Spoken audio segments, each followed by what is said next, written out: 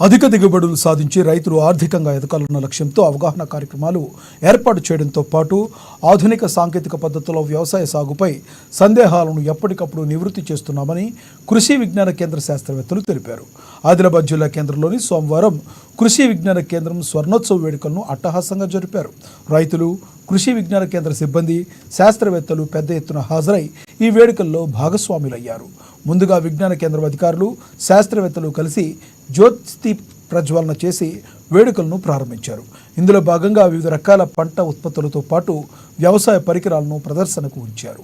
ఈ సందర్భంగా విజ్ఞాన కేంద్రం జిల్లా కోఆర్డినేటర్ ప్రవీణ్ కుమార్ మాట్లాడుతూ, కృషి విజ్ఞాన కేంద్రాలు ఏర్పాటు చేసి 50 ఏళ్లు పూర్తయిన నేపథ్యంలో గోల్డెన్ జూబ్లీ వేడుకలను అన్ని జిల్లాల్లో ఘనంగా సెలబ్రేట్ చేస్తున్నట్లు తెలిపారు. ఈ కేంద్రాల ద్వారా అనేక కార్యక్రమాలు నిర్వహిస్తూ రైతు సంక్షేమే లక్ష్యంగా ముందుకు సాగుతున్నట్లు వెల్లడించారు. పంటల సాగులో ఎలాంటి సమస్యలు ఎదురైనా వాటికి పరిష్కారం చూపే విధంగా సలహాలు, సూచనలు ఇస్తున్నామని, రైతుల సందేహాలను నివృత్తి చేస్తున్నామని పేర్కొన్నారు. రైతుల ఆదాయాలను రెట్టింపు చేసేలా కృషి చేస్తున్నామన్నారు. ఆర్గానిక్ ఫార్మింగ్, న్యాచురల్ ఫార్మింగ్ వంటి అనేక అంశాలపై రైతులకు అవగాహన కల్పిస్తూ వారి ఆర్థిక ఎదుగుదలకు దోహదపడుతున్నామన్నారు. ఈ కార్యక్రమంలో వ్యవసాయ శాస్త్రవేత్తలు, అధికారులు, రైతులు పాల్గొన్నారు.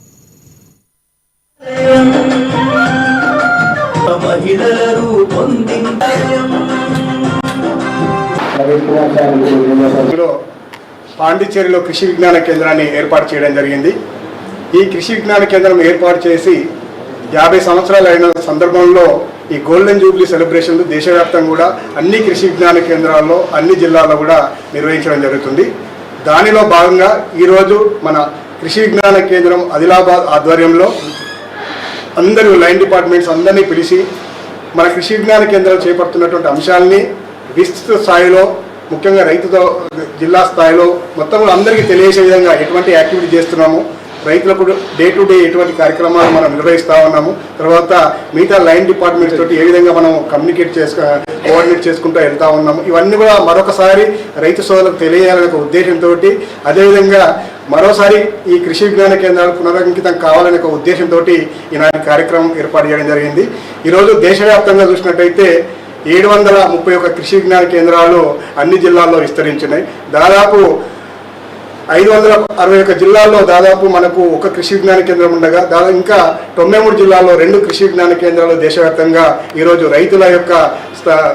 రైతులకు పూర్తి స్థాయిలో అందుబాటులో ఉండి వారికి డే టు డే ఒక లొకేషన్ స్పెసిఫిక్గా ఎటువంటి సమస్యలు వచ్చినా కూడా ఎప్పటికప్పుడు నివృత్తి చేస్తూ వాటికి రైతుల క్షేమం కోసము, రైతుల ఆదాయం రెట్టింపే చేసే విధంగా, అదేవిధంగా వివిధ రకాలైనటువంటి కార్యక్రమాలు, చాలా ప్రాజెక్ట్స్ ఈరోజు మనం చూసినట్టయితే ముఖ్యంగా పప్పు దినుసుల శాతాన్ని పెంచడం కావచ్చు, నూనె గింజల విస్తీర్ణాన్ని పెంచడం కావచ్చు, వాటి దిగుబడిని పెంచడం కావచ్చు, అదేవిధంగా చాలా ప్రాజెక్ట్ ఇప్పుడు ఆర్గానిక్ ఫార్మింగ్ కావచ్చు, న్యాచురల్ ఫార్మింగ్ కావచ్చు, తర్వాత స్పెషల్ ప్రాజెక్టు అధిక సాంద్రత పత్తి, తర్వాత ముఖ్యంగా ఈరోజు రైతులు చాలామంది కూడా ముఖ్యంగా వ్యవసాయం వరకు రావట్లేదు కాబట్టి రూరల్ యూత్ను కూడా అట్రాక్ట్ చేసే విధంగా వివిధ రకాల కార్యక్రమాల్ని దేశవ్యాప్తంగా ఈరోజు మన కృషి విజ్ఞాన కేంద్రం ద్వారా చేపడుతున్నది. కాబట్టి ఇవన్నిటిని కూడా అంటే చాలామందికి కృషి విజ్ఞాన కేంద్రం ఉన్నది అని తెలుసు, కానీ ఎటువంటి కార్యక్రమాలు చేపడుతున్నారనేది ఇంకా పూర్తి స్థాయిలో అవగాహన లేదు. కాబట్టి వాటిని మరొకసారి తెలియజేయాలనే ఒక ఉద్దేశంతో ఈనాటి కార్యక్రమం నిర్వహించి మీ అందరూ కూడా ఈ కార్యక్రమం వచ్చినందుకు మీ అందరికీ ధన్యవాదాలు తెలియజేస్తూ,